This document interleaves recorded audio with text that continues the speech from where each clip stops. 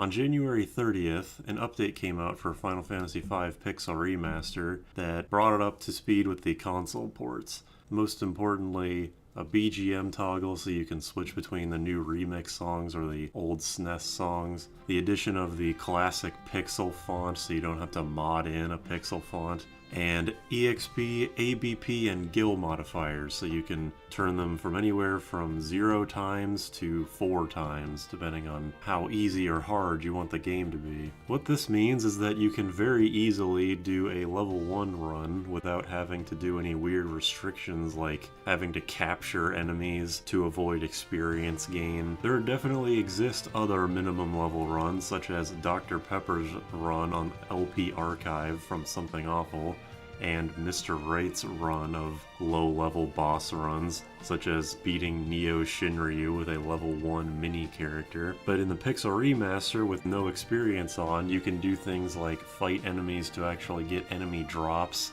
and not have to steal all your items. With that said, here's a couple of things that I thought were interesting while I was playing through this game at level 1. First of all, it seems like throwing scrolls isn't based off of your magic anymore. In older versions of the game, the shurikens and Fuma shurikens and whatever weapons you would throw were just based on whatever its attack stat was. But scrolls were unique in that, well, yeah, they were based on your magic stat. So, weirdly enough, giving throw to a black mage or a summoner was incredibly effective at nuking large parties of enemies, especially if they were weak to the element, even though there's only 3 of them. It's disappointing that it's like this now, since that gives much less niche use to it. But at least because it's not based on your magic stat, it just brings it back to neutrality rather than certain classes being better or worse at it. The wiki is surprisingly incorrect on a handful of information. It's correct on things regarding enemy stats, enemy abilities, dropped weapons, and stealable weapons. But for some reason, it says that the max level of dragon power is 99 when it's still 255, which is how I was able to get level 5 death later in the run. And on the page for Necrophobe, it says that the barriers do not have a heavy flag, but if you go to the barrier page, they do. Even though you don't get stats for leveling up, the only thing that directly increases is your HP and MP. Most things, like attack and magic, do take your level into account. Finally, I tried to avoid rod breaking and gill toss, because at least early game, rod breaking is extremely overpowered. A 750 gil full enemy party screen nuke is a little bit ridiculous, even though it does fall off later in the game. But Gil Toss is just always overpowered, especially if you use dragon powers. Starting off with Karlabos, this guy is not much different from how he is in a regular game. He's still super weak to thunder, and you're early enough in the game that your low level doesn't impact your damage output too much. So just spamming thunder at him is more than enough to take him down in a few turns.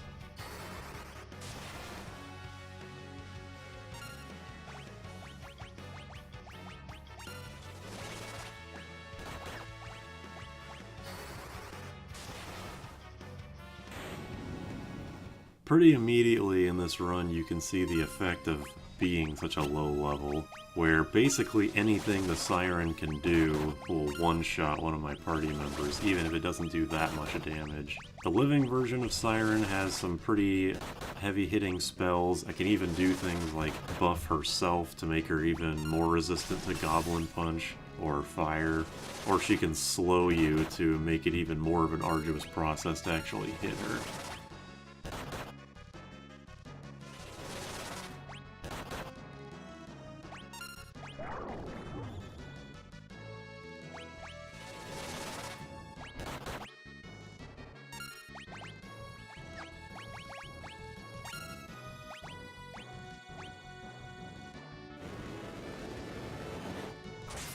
Once she turns undead, she does become extremely weak to fire, but Bart's, Lena, and Galoo's maximum MP, without the white or black mage's MP plus abilities, is 8, which is at best 2 casts of fire. Unfortunately, the blue mage just barely doesn't have enough MP for 2 casts, so once they use their 1 fire on Undead Siren, they have to resort to chucking potions at her. At least Ferris is slightly better off because she starts at level 3, which is definitely a godsend in later bosses.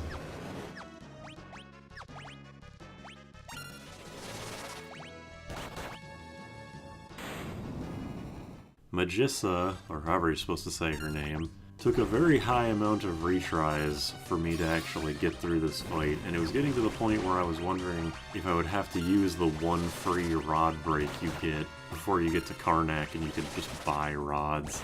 She has incredibly damaging attacks, and she can even heal herself for a couple of hundred with Drain. And unfortunately, it seems that Silence is not a permanent status debuff. So even though she is very debilitated by it, it doesn't last forever, and she will be able to cast spells again.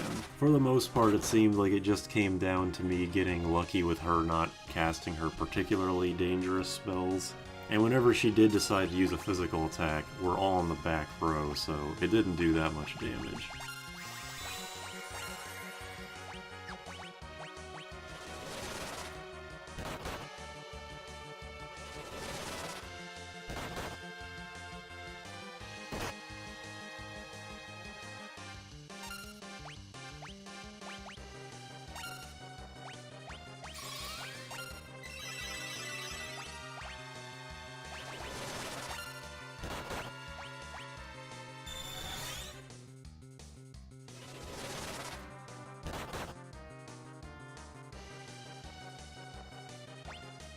When Forza shows up, the fight actually becomes significantly easier because he is vulnerable to sleep, and sleep is permanent until you're hit by a physical attack. And while Forza is out, Magissa doesn't only focus on him, she will sometimes still attack you, but she does prioritize buffing him with things like Protect Shell or Regen.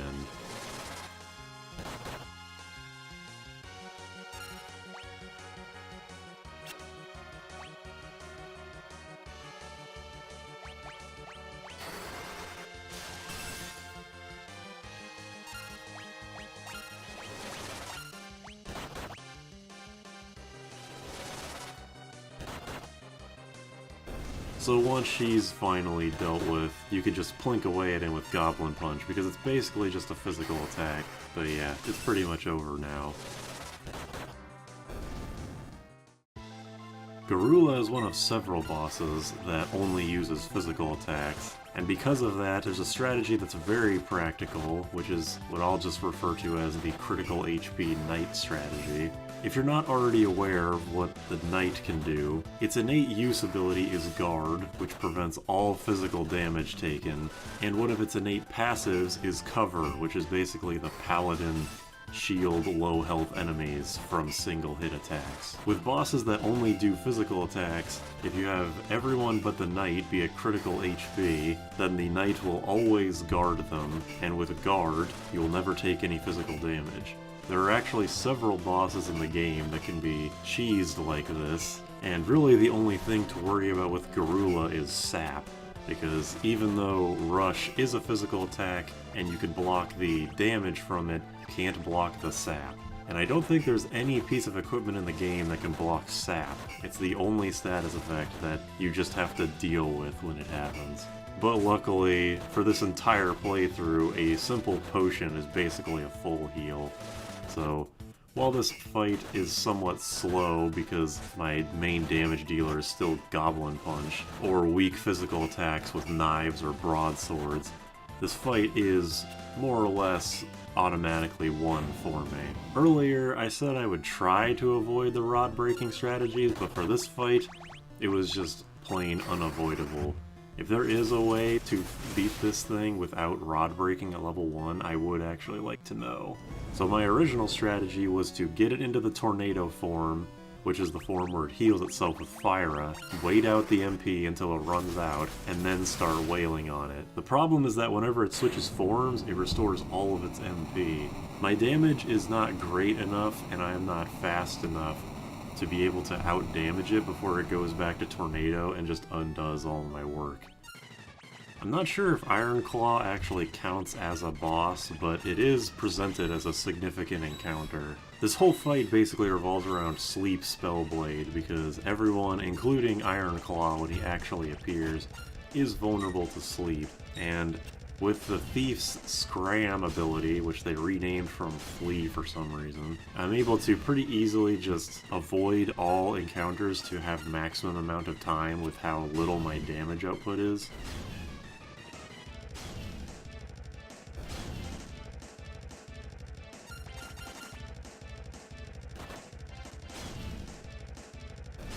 Once the Kernaks are taken care of, I accidentally didn't realize that the Sergeant Ironclaw was asleep, and I was waiting for a pretty embarrassingly long time for him to wake up.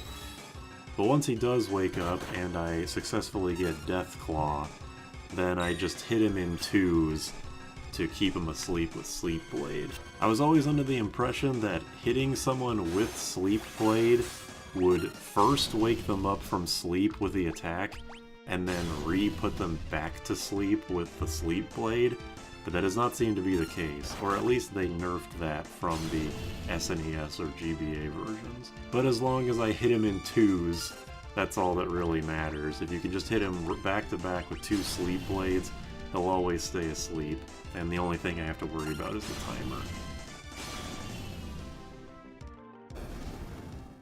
In this fight, Shiva is by far the most dangerous enemy here, although you definitely would expect that. Instead of going for a full party Fyra to try and thin the enemies down, I decided the best idea was to focus down Shiva.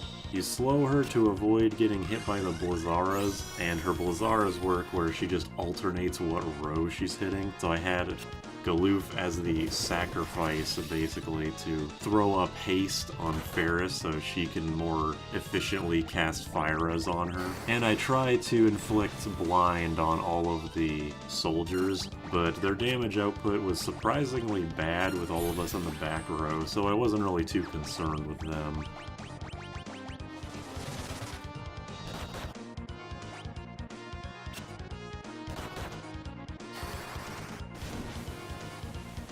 After a couple of Fyras, she goes down pretty easily, so all that's left is to just deal with the rest of them. I was going to reload after fighting this boss just for the sake of saying that I did do it, but she actually came in handy during the Ifrit fight. I was also under the impression that I was going to consider using Call, the final summoner ability, but having to rely on luck at a level 1 run didn't really seem like the best idea.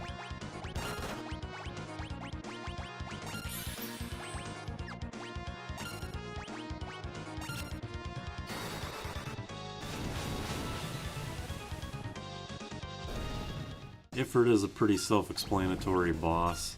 As you'll see, I cast Shiva several times because it actually does decent damage, at least compared to how my damage has been up to this point. This fight did take a few tries just because sometimes he would just decide he wants to kill me, but with Blizzara Sleep Blade and enough Shiva casts and some ethers here and there and haste, time magic being overpowered, this fight is pretty easy.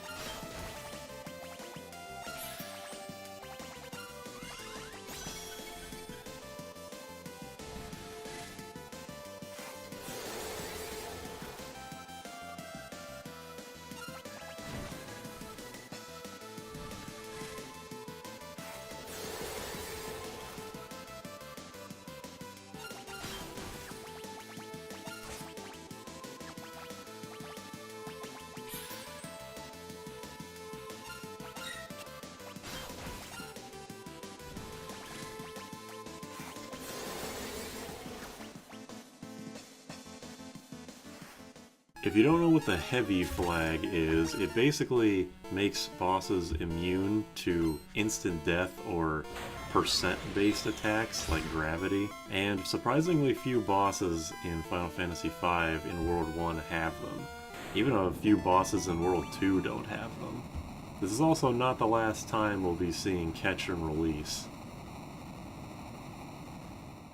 I think it's pretty well known at this point that Control is an insanely valuable ability, which is weird coming from a class that's pretty innocuous otherwise. Aqua Breath of the blue magic spell is almost certainly out of my reach because it does 200 damage to the entire party when used against me. But the capture version, even though it's slightly weaker, is actually within my grasp with control and catch. So you just need to catch 2 of these guys and this guy goes down no problem.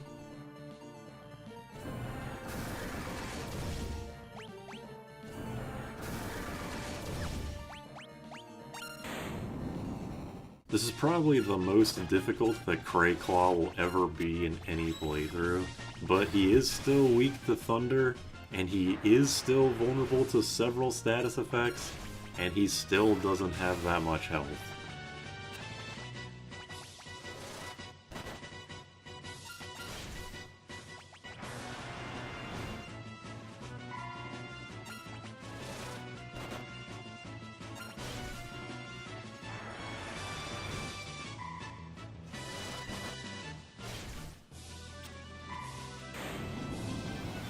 Ferris's max MP as a summoner is 22, and Deathclaw costs 21. I had to grind for a bit to get blue for Ferris so that she can use it on any job, which is basically the only way I'll ever be able to actually use it.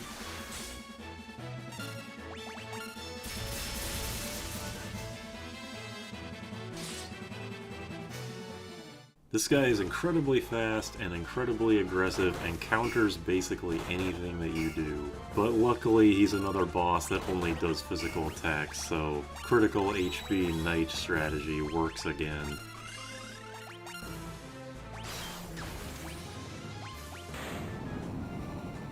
At least for me, the Soul Cannon has always been one of the more infamous fights in this game. It's not necessarily that it's extremely difficult, but it is extremely annoying because the old status is incredibly annoying. I didn't actually think that the old status would affect me very much because I'm already level 1, but I guess it decreases your stats as well. This is the first time I've been able to beat the cannon before it fires, so that's a testament to the strength of lightning scrolls, I guess.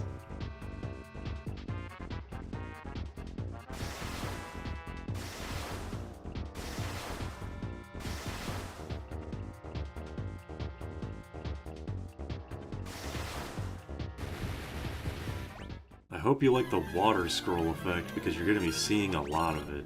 I used over 20 scrolls just in this one fight. Maybe that's only one step removed from just using Guild Toss, but because it does so much less damage, I'm less inclined to think it's just straight up cheating. I think I was overly worried for this fight because it's another big roadblock boss for a lot of people, especially for certain parties during 4-job fiestas, but haste and slow is always effective, and at least he doesn't resist or is immune to every element.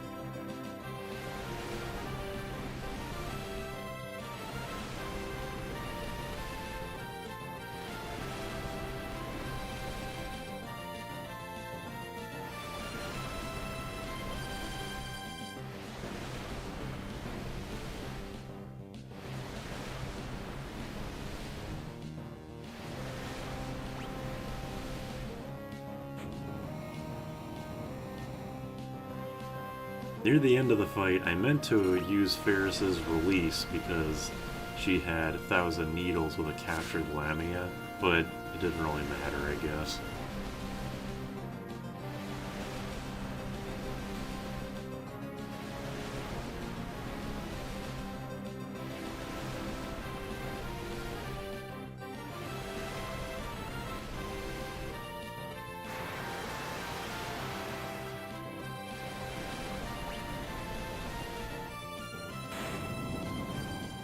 I make an exception for Guild Toss against Purobolos, and even at level 1 you can see that this damage output is insane.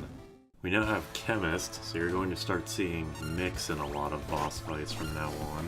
Titan only uses physical attacks, so you could use the low HP Knight strat, but here I just decided to go with Image. I forgot to give Ferris Image after I set up Float on everybody in a random encounter, but it's fine. This fight is not very difficult.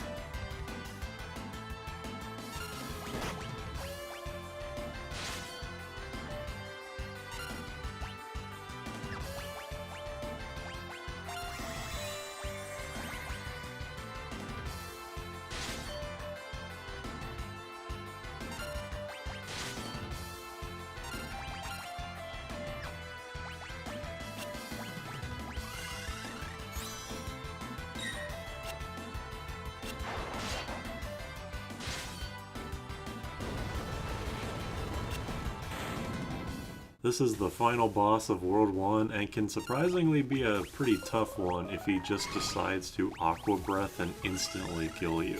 But at least for my party he's not too big of an issue with the catch and release and stop song and haste and all that kind of time related stuff.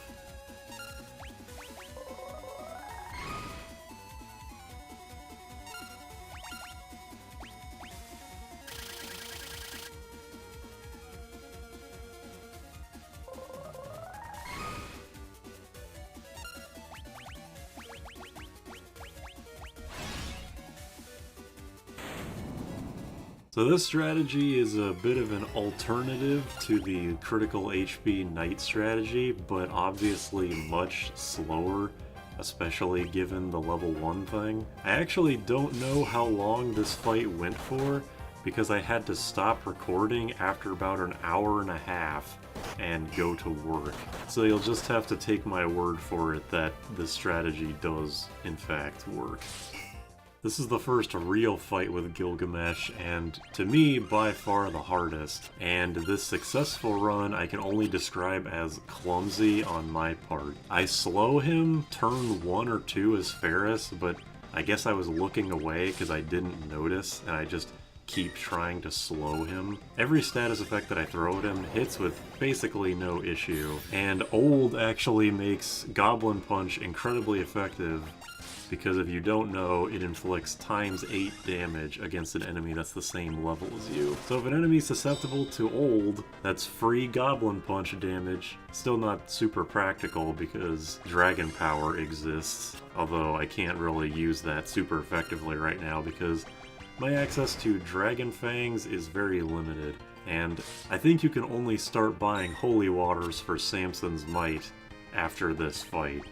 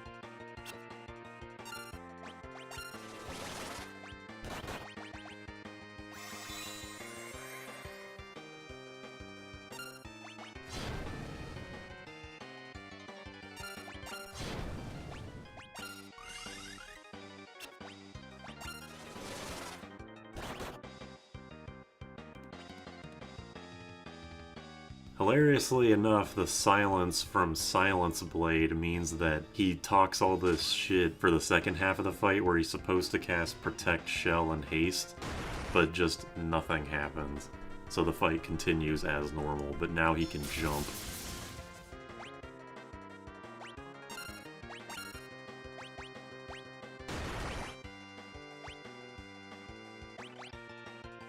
This boss is still not a real boss, but worth noting in that this was the enemy that I encountered the HP MP drain glitch on, where in one version of Pixel Remaster, using a drain attack on an undead enemy would kill them instantly. This is another guy that I'm not even sure if he counts as a boss, but it gives me a nice opportunity to show off our new magic. I'll get into this later, but Comet is not affected by your level, so it's actually very practical.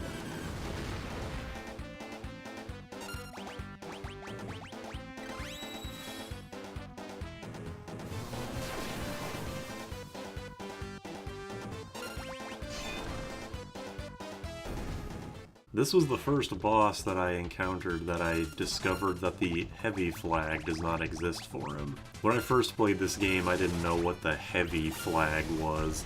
I just kind of assumed, like in most RPGs, that bosses are immune to status effects and or instant death stuff, but I actually was able to successfully use gravity on him in one of my first playthroughs, which was an eye-opening experience.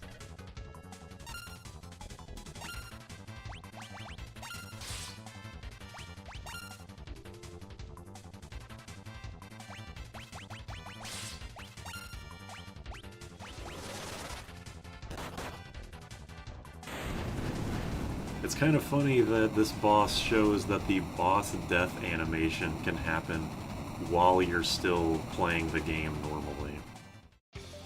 This fight went surprisingly well. I definitely expected it to be a lot harder after how much trouble I had with the first Gilgamesh encounter, but this is basically an extension of that, except now I have more and better equipment and magic.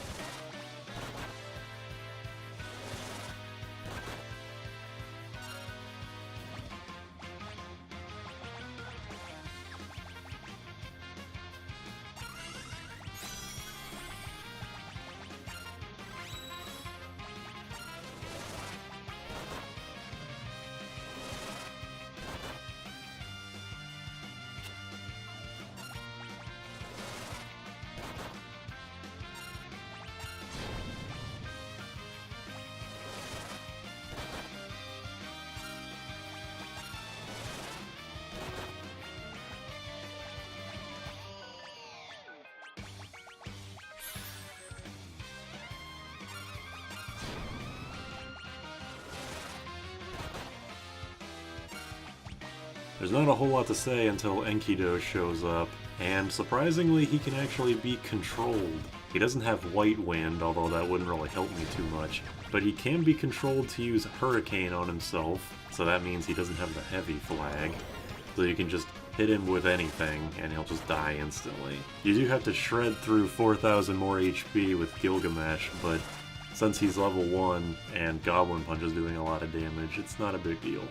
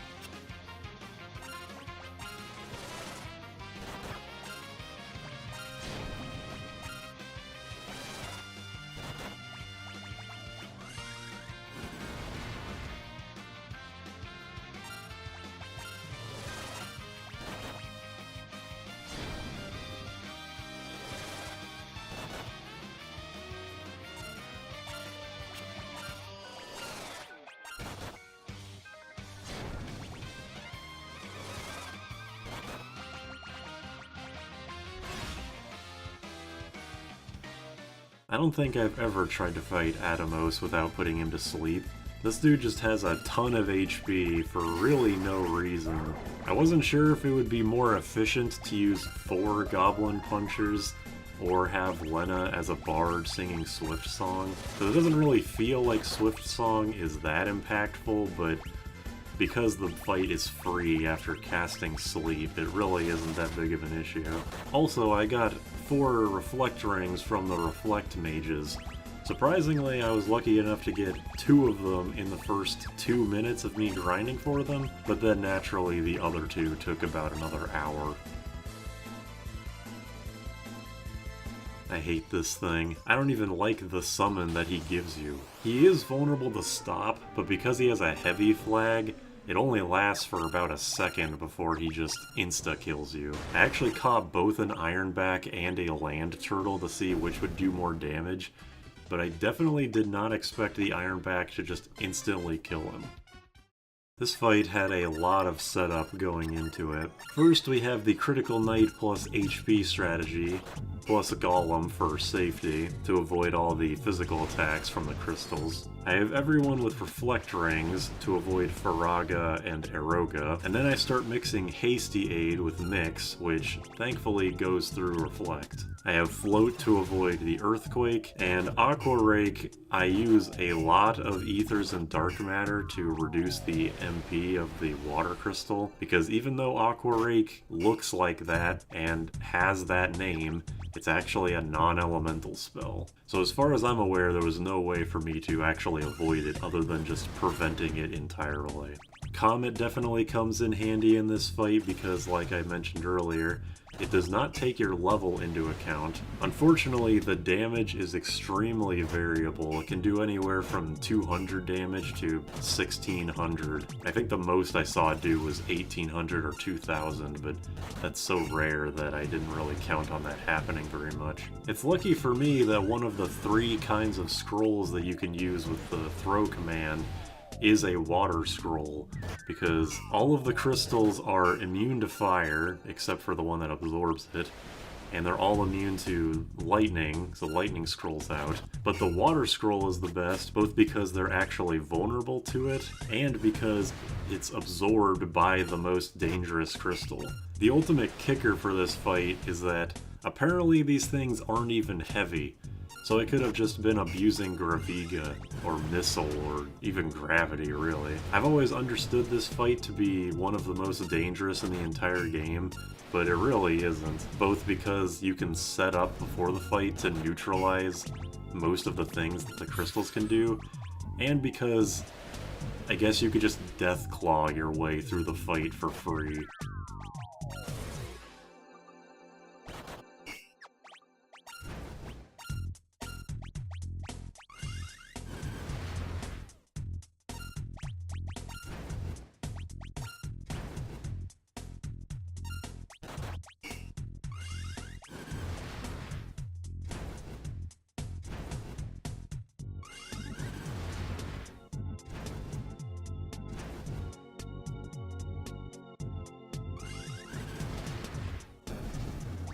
My original strategy against Carbuncle was just 4 Magic Knights constantly hitting him with Spellblade Silence, because yes, for some reason this magic-only boss is vulnerable to silence, but that was taking too long, and then I discovered that apparently this guy goes into a healing form after casting 3 spells, where he's vulnerable to Petrify.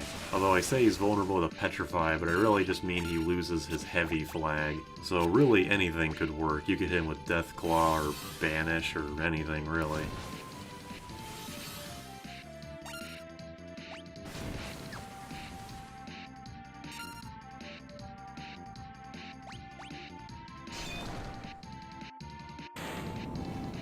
The only way this form of Gilgamesh can do direct damage is through physical attacks, so you could critical HP Knight your way through it, or cast a Golem, or have a bunch of Samurais with shields. I don't think this fight is meant to be particularly difficult for story reasons, though. Plus this fight is optional, but there's no way I would skip a Gilgamesh encounter. He's only vulnerable to slow and blind, which is hilarious, but that's more than enough.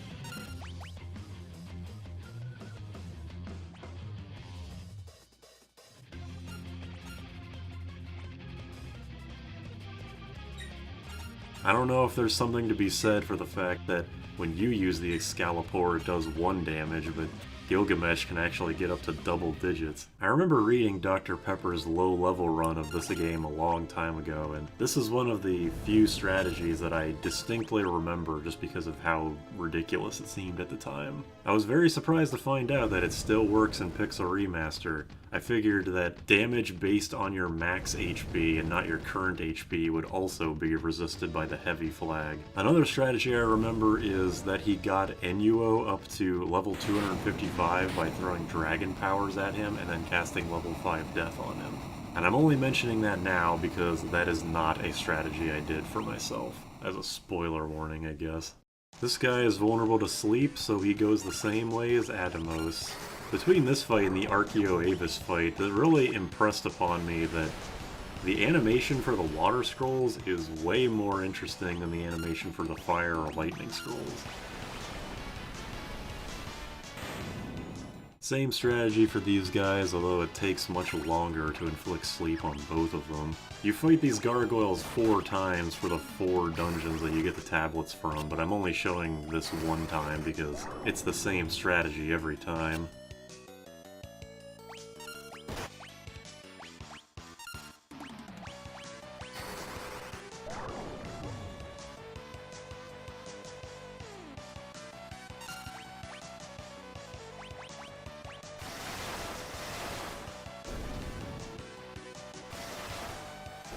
Probably another boss you can low HP knight him to death, but between the samurais with their innate evade and an elf cape and a shield and all that, and also him being blind, he can only get 1 hit in before going down.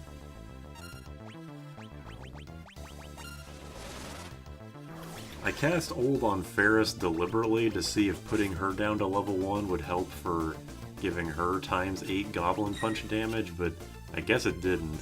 Maybe she really is doing ×8 damage, but the Old is decreasing her attack to the point of uselessness. I am also aware that you can get a full set of Thief Gloves from him if you steal from him and then run away, but I only need the 1, so I'm not too concerned about it.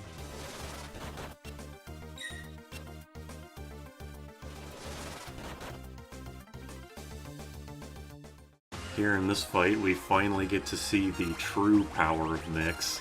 Or at least the start of the true power of Nyx, giving Ferris all these buffs and increasing her level to the point of her doing ridiculous damage with Faraga Spellblade. She always starts out fire weak and then changes her weakness over time, but between slow and me getting so many turns in, she does not have nearly enough time to change forms.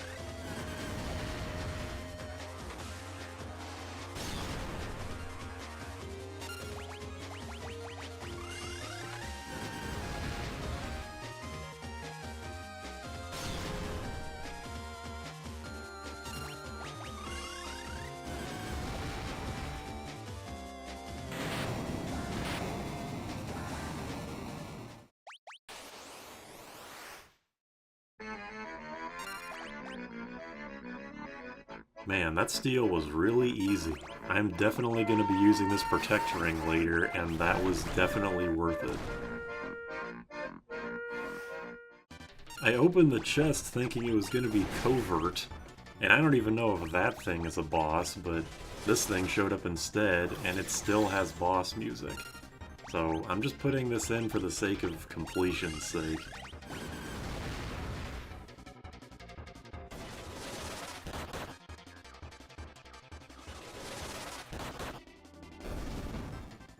Wendigo is weak to sleep, so you know how it goes. I'm not really sure if I have to inflict sleep on each clone individually, but whatever I was doing worked just fine, so I'm not gonna question it too hard. Death of 1,000 cuts, as always.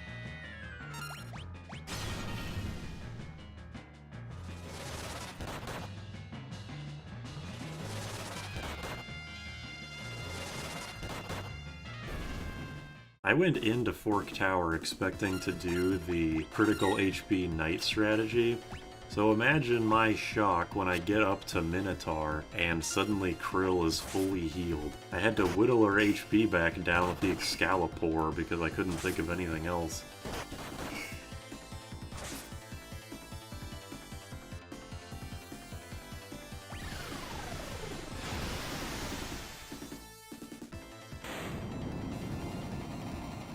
With Omniscient, really the only thing I have to say is that it's very surprising that a boss this late into the game that exclusively casts magic is so heavily crippled by Reflect, but he really doesn't have that much going for him otherwise. I did get the Wonder Wand from this place, but unfortunately I don't end up using it. It requires way too much setup for my liking. I do use the Magic Lamp a lot though.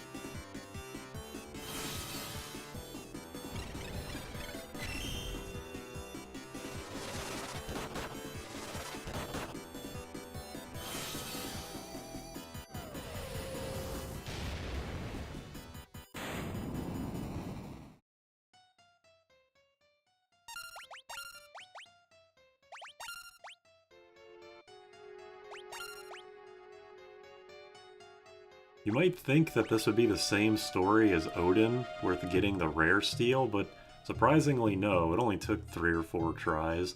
I guess the game took pity on me in some kind of way. Speaking of the magic lamp, I am very thankful that these guys are not heavy.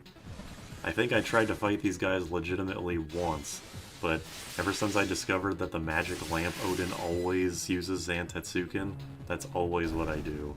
It's taken a while to get there, but we've finally made it to the Final Fantasy V meta of Spellblade dual-wield rapid fire with Mix for good measure. A funny thing that I didn't realize until the fight was over is that everyone is in the back row, so my damage is getting halved for no reason. So that really speaks to the power of this strategy, that it's still this strong in spite of everything.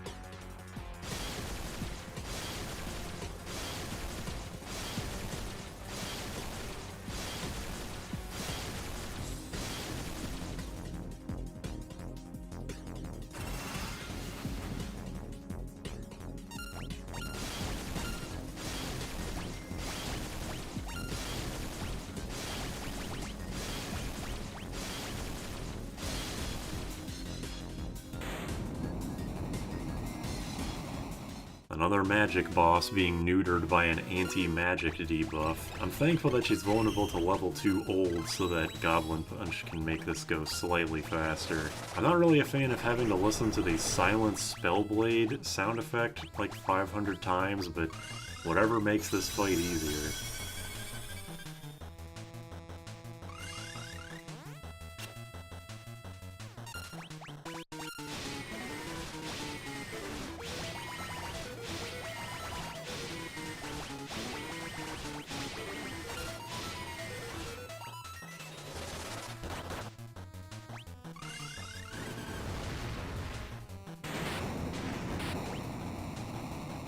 Using the Power Staff that I got from Exdeath's Castle in World 2, we can cast Berserk on this guy. And no critical HP Knight strats here, but we have a similar thing with Golem and all of the physical evasion that I have at this point. But this guy is barely more difficult than when you fight him in the Library of the Ancients in World 1. Having a boss like this be a recolor is kind of sad.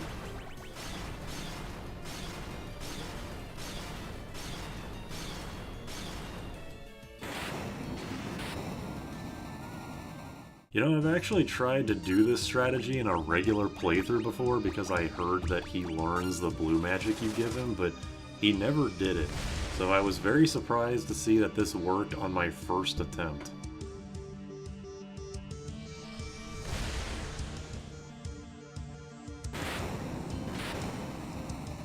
I think a lot of people are aware of the Reflect Ring float strategy that people use against this guy, and unsurprisingly, it's just as practical here, although obviously it takes a little bit longer.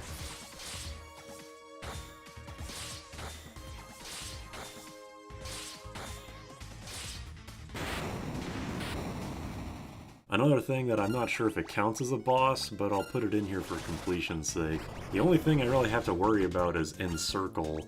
And to this day, I still don't get why it says can't remember, or don't remember, or it's always a different thing in every game. But after you take care of the old man, the Avis that comes in afterwards is not heavy type, so you can just insta-kill them.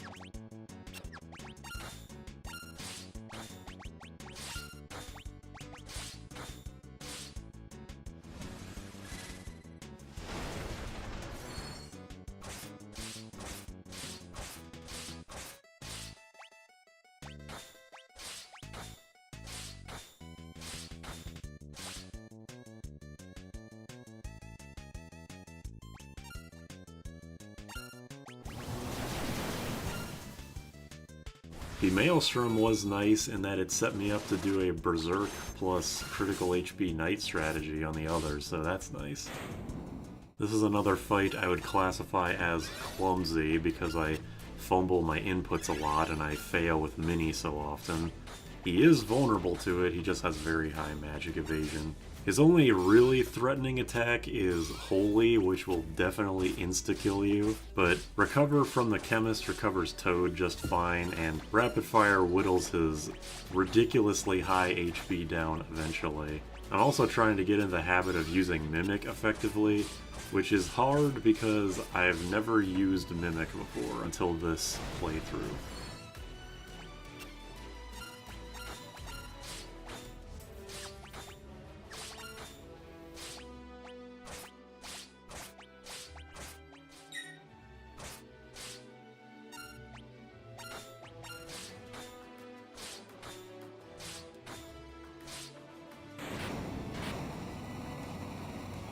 Hide is actually an ability that I wanted to use to get some blue magic, namely Aqua Rake, but I forgot that if your entire living party is hiding, you run away.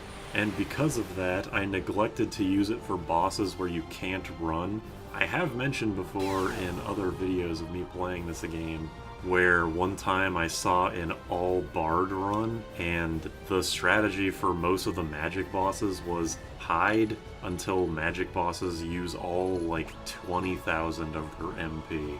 With that said, I don't know why this guy changes his level when he's charging for Mega Flare or Giga Flare, but he does, so he dies.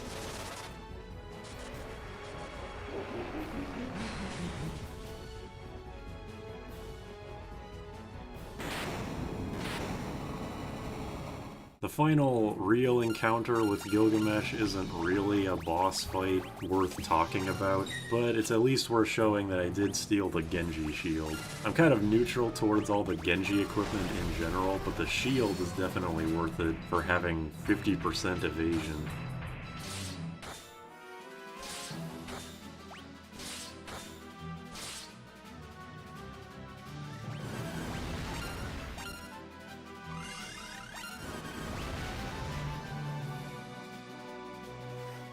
I mentioned at the beginning of this video that on the Final Fantasy wiki, the page for Necrophobe says that the barriers are not heavy, but the page for the barriers say that they are heavy. I tried using the Odin's magic lamp Zantetsuken on them, and it didn't work. I don't know if that necessarily proves that they are or are not heavy, but I didn't bother trying anything else like gravity, so I just left it at that. This was one of the most annoying fights in this playthrough because getting past the barriers felt very luck-based. Meteor hits random targets, so it means that sometimes it'll just try to hit Necrophobe and do nothing. Plus the flares and holies from the barriers get reflected to random party members, and only Lena and Ferris had my two Aegis shields to occasionally block magic. Releasing 4 behemoths with a Giga Flare isn't necessarily the best strategy, I'm sure, but at the time it was the only one I really thought of because it was a strategy that I used against Necrophobe in my 2020 4-Job Fiesta run,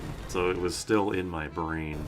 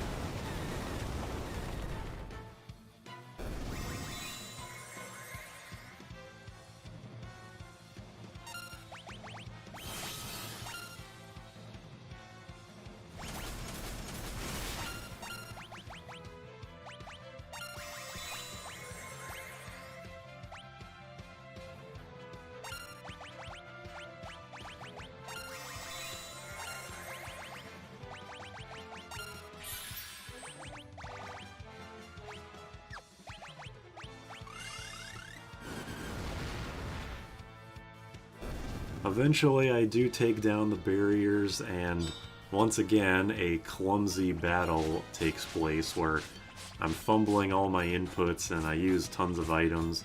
And I really should have had everyone with a shield to avoid his physical attacks because, for the most part, Necrophobe attacks physically. But at the very least, once Gilgamesh shows up, I get the final piece of Genji equipment, which marks the first time that I've gotten the full set for what that is worth.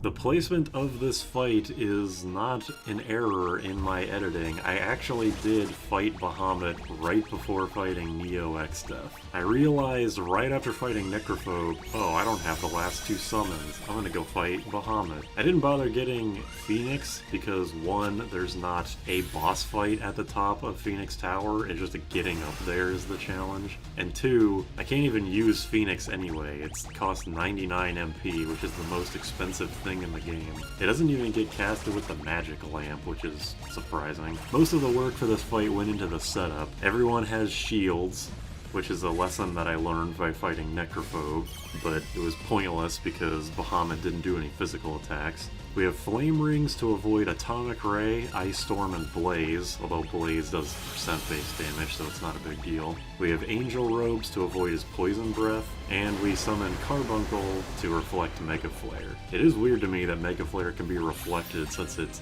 can't be reflected when you summon him, but I'm not complaining. Once I set up enough dragon powers with Nyx, then we're set to just nuke the shit out of him.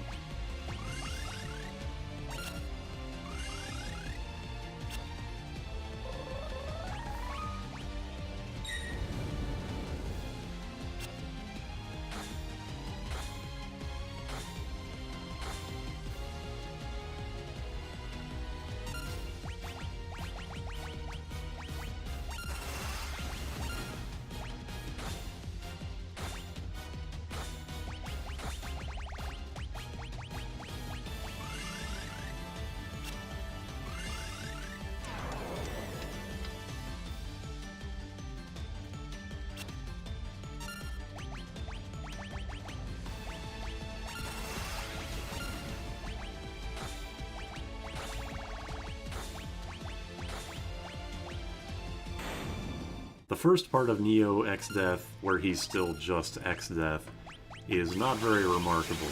I mostly use it as a setup time so that I'll have enough dragon powers to actually fight Neo Exdeath efficiently.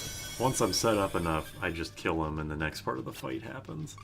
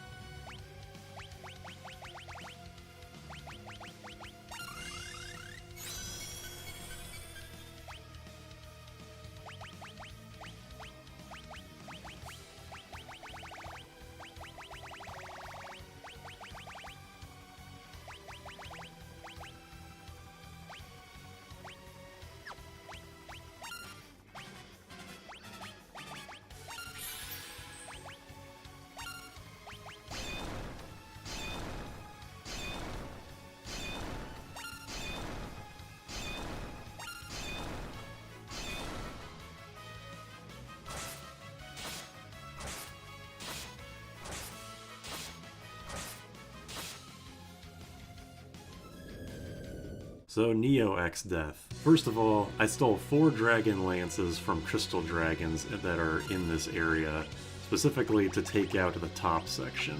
There's actually a mix that can turn an ally or enemy into a heavy and dragon type, and in hindsight it would probably be a good idea to use it on the one section that I didn't have a strategy for, the front, but it ended up not being necessary. I set up Break Blade for the middle section, which is the section that casts Almagest, and I save Odin for later. The front part of him isn't weak to anything, it just has about 5,000 more HP than the rest of the sections, and once the middle section is down, I start rapid firing with dual wielding the Dragon Lances to take out the dragon section quickly, and once every other section is dealt with, I use Odin to finish off the final section, because once there's only one section left, he becomes incredibly aggressive and can go back to casting stuff like Almagest or Grand Cross. But I don't have a whole lot to say about this fight other than that, so I'll just let the fight play out until the ending.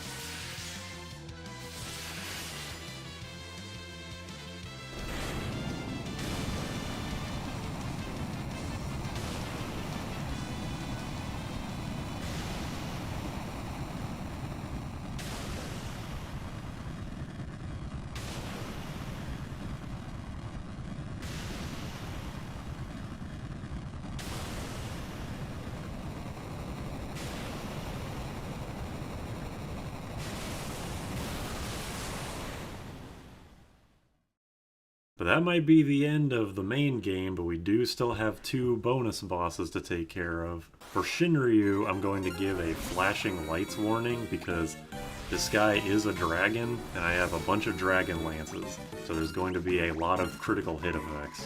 Shinryu is actually vulnerable to Berserk, and if something is vulnerable to Berserk, there is only one strategy that comes to mind.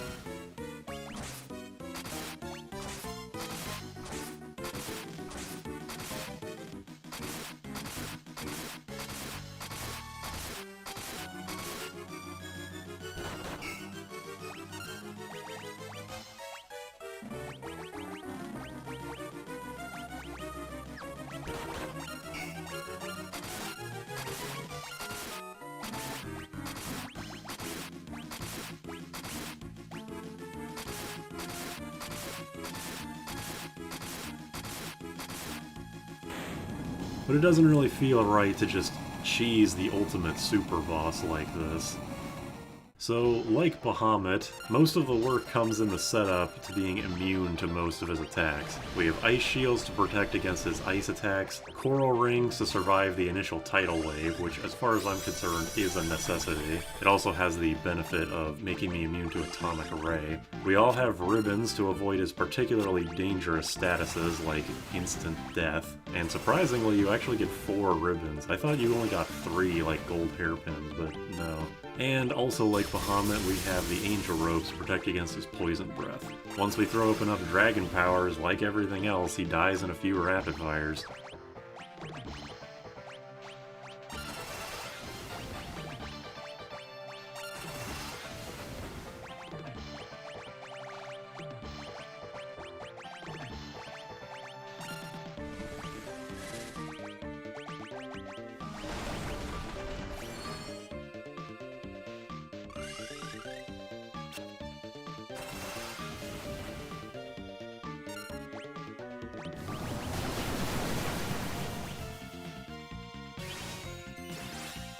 He tries to save himself by throwing up Mighty Guard, but thankfully I have the Dispel Rod.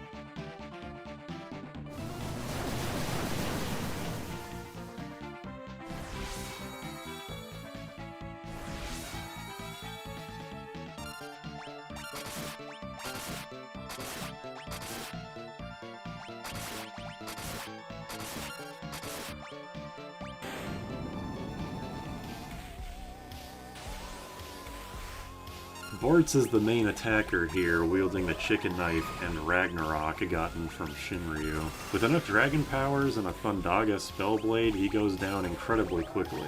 The others are all casting Stop Song, which you'd think would have resulted in a similar thing to Catoblepas, but it doesn't seem like Omega can avoid the Stop Song at all. It never failed when I was singing it against him.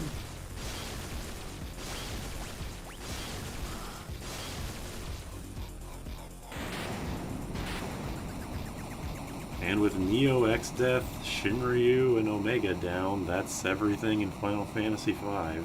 the Pixel remasters anyway. Unfortunately, there's no advanced content to go through, and I was definitely one of the many people of the opinion that they would be putting in the advanced content in as DLC, but that didn't happen. They're probably done patching these games. My main takeaways from this run are that I'm never going to do this ever again. It's also unlikely that I'd ever want to play this game normally ever again. Once you play a game at minimum level, that's kind of it. Like, you've done the hardest thing you can do, unless you count something like 4 Berserkers. I'm not sure if I would call a 4 Berserkers run difficult as much as it is just an exercise in tedium. But Final Fantasy V is still great. Doesn't matter what form you play it in. Even the PS1 version with its terrible loading times and hilarious translation is, at the end of the day, still Final Fantasy V.